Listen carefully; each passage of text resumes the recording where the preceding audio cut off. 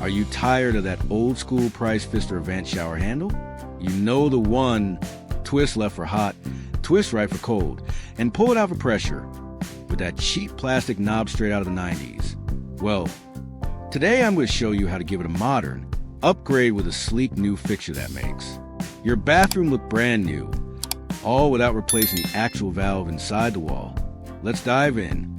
Tools and materials: flathead and Phillips screwdriver, Allen wrench, utility knife, handle puller optional, drill optional, Pfister Avant trim kit, gasket or plumber's putty, silicone caulk, screws usually included, towel/rag. Step 1. Removing the old handle. First things first, let's say goodbye to that old acrylic handle. Grab a screwdriver, pop off the cap in the middle, and remove the screw.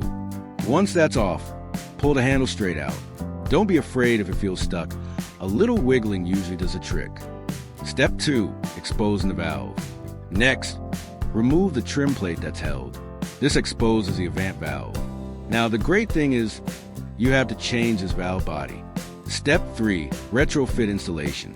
Next, take out the old mounting piece and install the brass piece from the retrofit kit. The kit also comes with a new cartridge insert, but my plumbing shop said it wasn't necessary unless the old one is failing, so I left mine in. If yours is worn out, go ahead and swap it. Now, screw in the new adapter piece. Once that's secure, line up your trim plate and screw it into place.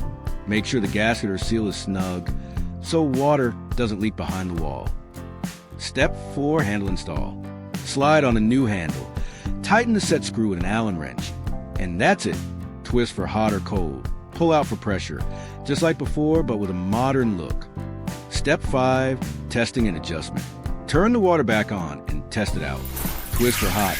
Twist for cold. Pull out for pressure. But now it feels solid, smooth, and modern. No more wobbly, outdated knob. And just like that, you upgraded your Pfister Avant without tearing into the wall or hiring a plumber. If this helped you, smash that like button, subscribe for more DIY plumbing upgrades, and drop a comment if you've got one of these classic valves at home. Thanks for watching, and I'll see you in the next one.